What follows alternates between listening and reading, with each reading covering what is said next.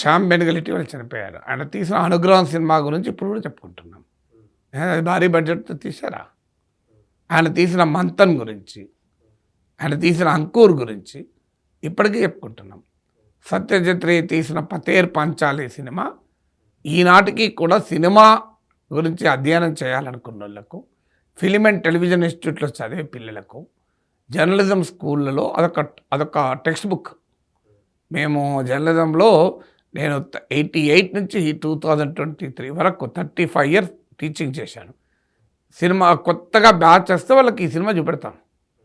మరి 'పతేర్ పంచాలి' భారీ బడ్జెట్తో తీశారా? 'జై భీమ్' భారీ బడ్జెట్తో తీశారా? మన తెలుగు సినిమాలు అద్భుతమైన సినిమాలు వచ్చాయి కదా తెలుగులో. అవన్నీ గుండమ్మ కథ ఇప్పటికి మాట్లాడుకుంటామే. గుండమ్మ కథ భారీ బడ్జెట్తో తీశారా? భారీ బడ్జెట్తోనే 'లవకుశ' తీశారా? ఎన్ని వేల కోట్లు ఖర్చు అయింది 'లవకుశ' తీయటానికి. అఫ్కోర్స్ అప్పటి రేంజ్లో కూడా అదేం భారీ బడ్జెట్ అనేది మనం వినలేదు ఎక్కడ.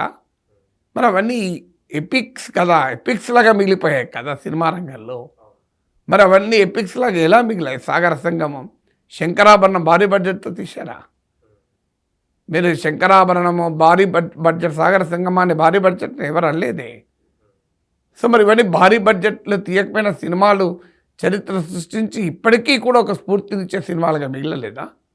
అందువల్ల ఇది ఒక రాంగ్ నోషను. బాగా ఖర్చు పెడితేనే సినిమా బాగుంటుంది అని. సినిమాకు హంగులు, సెట్టింగులు మాత్రమే గౌరవాన్ని ఇవ్వు. ఆ కథలో ఉన్న బలం, ఆ స్క్రీన్ ప్లేలో ఉన్న శక్తి సామర్థ్యము, కట్టిపడేసేటువంటి స్క్రీన్ ప్లే ఉండగలగాలి. ఇవన్నీ కూడా ఒక ఫ్యాక్టర్స్ కదా. ఒక్క ఫ్యాక్టర్ పైన ఏ సినిమా ఆధారపడి ఉండదు, అనేక ఫ్యాక్టర్స్ పైన సినిమా ఆధారపడి ఉంటుంది. అందువల్ల భారీ బడ్జెట్తో సినిమా తీస్తే బాగుంటుంది లేకపోతే బాగుండదు అనేటువంటి లాజికే కరెక్ట్ కాదు. ఒకవేళ భారీ బడ్జెట్తో సినిమాలు తీయకపోతే సినిమాలు నడవద్దు కదా. ఇన్ని నడుస్తున్నాయి కదా. అన్ని 'బాహుబలి' బడ్జెట్తో, అన్ని RRR బడ్జెట్తో, అన్ని మీకు 'పుష్ప' బడ్జెట్తో వస్తున్నాయా? సో దానికి అసలు లాజికే లేదు కదా ఆ మాటకు.